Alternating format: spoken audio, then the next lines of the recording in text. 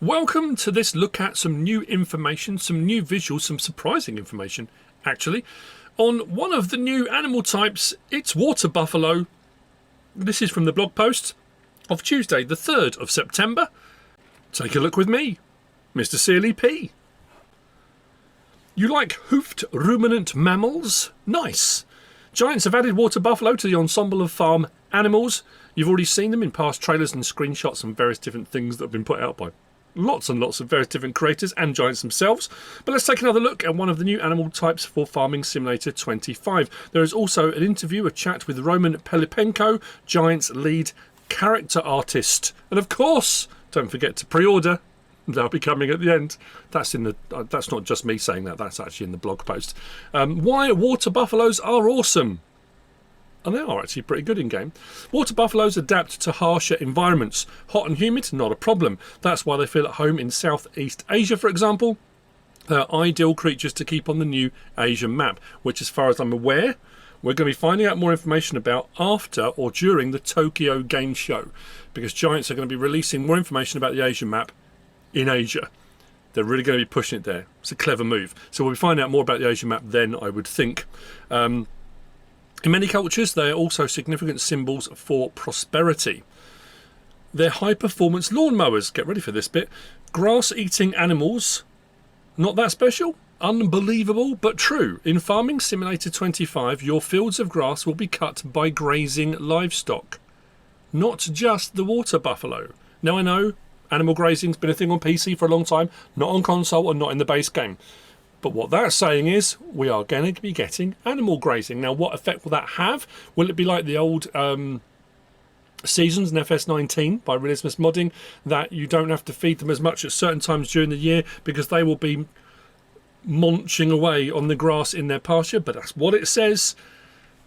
So, yeah, your fields will be cut by grazing livestock, not just water buffalo. Now, I don't know whether or not we can move pens around, whether we can adjust them. We don't know what the pen situation is yet, but that's what it says. They're valuable milk producers. Water buffalo milk is especially rich in fat, protein and minerals, making it ideal for producing dairy products, which you can too. They're also social, gentle and smart. Despite their size and strength, water buffalo are generally gentle and social animals. They form strong bonds with their herd and handlers and often show a calm and docile temperament. So with that comes new products and productions. So I mean, obviously looking at pictures, I haven't been talking about the pictures, but the pictures have been coming up.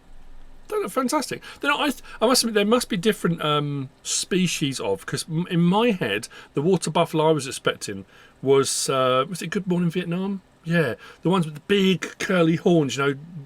I mean, I don't think it actually shows any, like, bulls themselves, I don't think, as far as I can see, anyway.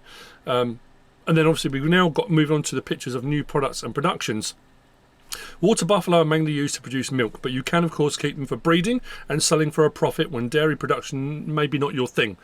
But as buffalo milk and buffalo mozzarella are in high demand, you might want to go for it and deliver the fresh milk to new production sites for processing. And the pictures there we've just seen, and you can pause it and go back and have a look backwards and forwards. The first set of pallets is the buffalo mozzarella pallets. I have to say the detail on when you zoom right in them, very, very cool. And then we've got the buffalo milk in the other picture, and then obviously just for livestock as well. Then we move on to baby buffaloes. How cute. By the age of 18 months, water buffalo are matured. That's when they start producing milk and offspring. They also start reproducing, and tiny baby buffaloes will soon appear in your pastures. I have to say, they are pretty cute. And when we saw the various different video clips and stuff from various different Gamescom people's videos, that sort of leaping, frolicking cow, I'm assuming the buffalo will be the same when they're calves, and also the ones that are sort of just staggering around like they've just been born. It's amazing. It really does look fantastic. When you buy them from the local animal farmer, you can either get some fresh and cute water buffaloes or strong and mighty ones. She can also give you some more information on how water buffaloes are properly handled on your farm. This is more indication of the interactive NPCs that were alluded to, that I knew a few people have been talking about. I haven't done a full video on it yet, because again, I don't think anywhere it's been officially announced. But we've had a couple of these blogs now that have referred to specific people. So it's saying about the local animal farmer, so I'm assuming at the local dealer, there is going to be an NPC there. She can also give you more information on how water buffalo are properly handled. So if you're not sure how to do them, you can watch YouTube videos from content creators such as myself. Other content creators are available. Or there's going to be some information on the map, as far as I can tell. And then when you move on to bonus from behind the scenes, this is talking to, not me talking to, but Giant's talking to the lead character artist, Roman Pelipenko. So Roman walks through the creative process when designing a new animal. How do you start? What are the key steps? Those kind of things. So the process begins with creating a comprehensive reference list from real-life animals to study their anatomy, behaviour and movement patterns in detail. Once this research phase is complete, they move on to crafting high poly models using sculpting software like ZBrush or ZBrush. And I have to say, I mean, I suppose it's like I've said so many times with everything in game, the things that we take for granted, the things that we play with day in, day out, and the new version of the game coming out, it's very easy, and people will constantly berating and saying, oh, it's rubbish, it looks awful, the graphics look terrible, this is bad, that's awful, this, you know, there's too much mist, there's this and that, you know. But when you consider every single item has to go through this process of production, it's impressive, really. The next step involves preparing a low poly model with accurate topology, making it ready for the texturing phase. In a substance painter, they bake the intricate details from the high poly model into the low poly version and begin painting the textures. At this stage, the model is complete, but the next phase involves bringing that to life through animation. And that picture, and it's incredible, it's almost like a model kit for a water buffalo. And you see the picture, and I don't know if I hope it's on that one at the moment, where you've got all the parts of almost like the skin of the animal laid out. You can sort of almost pick them up and place them over. It's incredible, really, like a blanket. So it says, what kind of research do you do before starting to model an animal? What is important to keep in mind? So before they begin modelling an animal, it's important to find good reference and have a good understanding of the animal's anatomy. Since the sculpting is done by hand, it's easy to make small errors in such complex structures. That's why we do multiple iterations of checking at each stage to ensure accuracy. We carefully study every aspect, from the bone structure and muscle alignment and even the tiniest detail like the pores on the nose.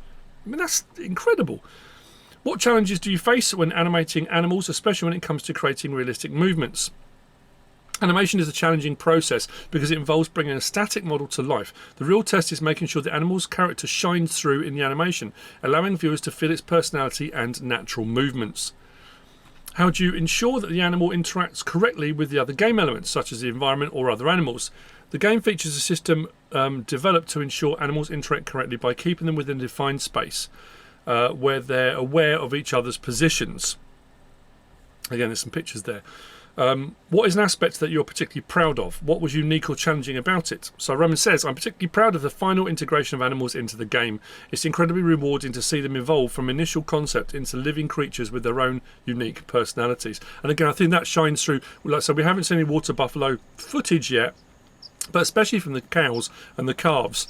I mean, I can't, unless you're incredibly, you've got a heart of stone, watching those cows leaping about in that pen, it brings that character. It really, really does. And then you've got the older animals that are, you know, they're walking around, they're doing their thing, and you've got all those different stages. I think is incredible. So that's it. That's what we've got today on water buffalo and animal grazing. Again, there'll be more to that, more to come, I would imagine. I'm pretty sure after this blog post there's going to be plenty of content creators reaching out to Giants to ask more questions. But don't forget, of course, it's that time of the video. Don't forget to pre-order. You can pre-order right up until the game releases. If you pre-order, you get the MacDon pack. There's the CR11 New Holland Gold Edition Harvester. There's also the Collector's Edition available if you want to go for the Collector's Edition, which has a PC version of the game and all sorts of goodies in that box as well, which is a hard copy all in there with all that cool stuff. There's also the Year 1 bundle, which has got the Year 1 Season Pass, 3 DLCs, and the fourth being the new expansion, over a year away, but it will be coming, which will be a UK-based map. That bit we already know. If you want to use my partner code, MrSealyp, if you're going to purchase the digital download, that would be absolutely fantastic. That helps out the channel massively and helps me within the partner program as well, which would be great. If you want to support me in the channel, that would be fantastic.